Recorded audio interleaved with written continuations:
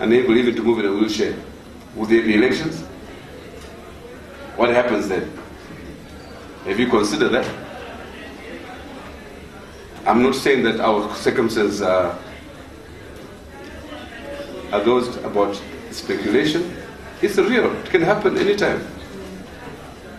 Have you considered that? Secondly, have you considered as media whether the conditions for free and fair elections are yet in place? How is the voter registration going? Are we monitoring them? This new thing called the BVR, they're not looking at it. I heard, what's her name, Rita Makarao, boldly saying, well, what happened in Kenya won't happen here. How does she know that? How does she know that? The media merely quoted her saying that, but no one questioned her up to now. When you raise questions, Rita, how do you know that? When it's quite implicit that the Kenyan issue has shaken the edifice. And the media should have been capitalizing on this. There's very little or no commentary on the lessons from Kenya. And I would say that we should start there as media.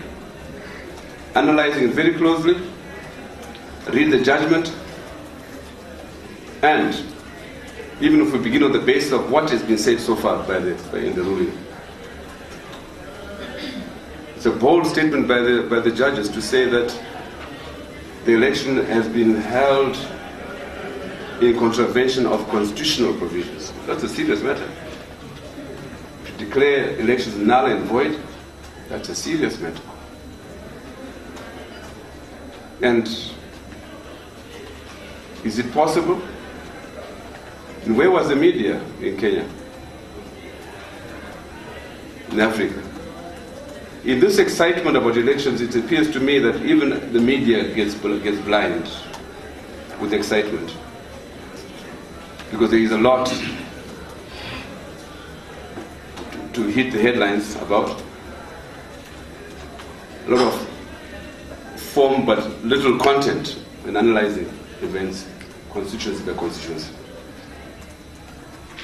So, in my conclusion, I'll say the first thing that we should do as media is education on the nature and content of our politics, education on the nature of this state, which I submit we cannot have free and fair elections as long as the state is not reformed, and that the obsession, the preoccupation of the media should be to see how we can assist in the reform of the state.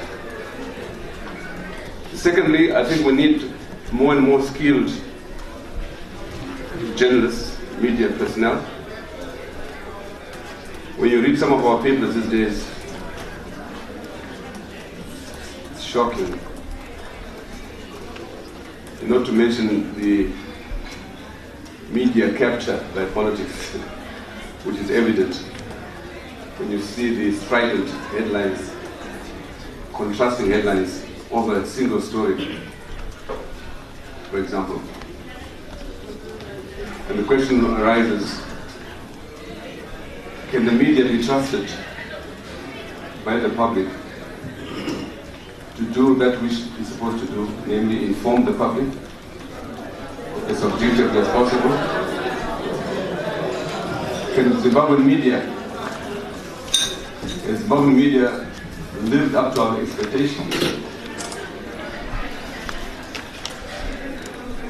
in a country where the large section of the media is state-controlled, state-run? I don't know. These are some of the questions I think that we should put on the table. Is the media, is Zimbabwean media able to be a factor in ensuring that they are free and fair elections? And if so, how? How does it do it? Is it doing so far? I leave that for President. Thank you.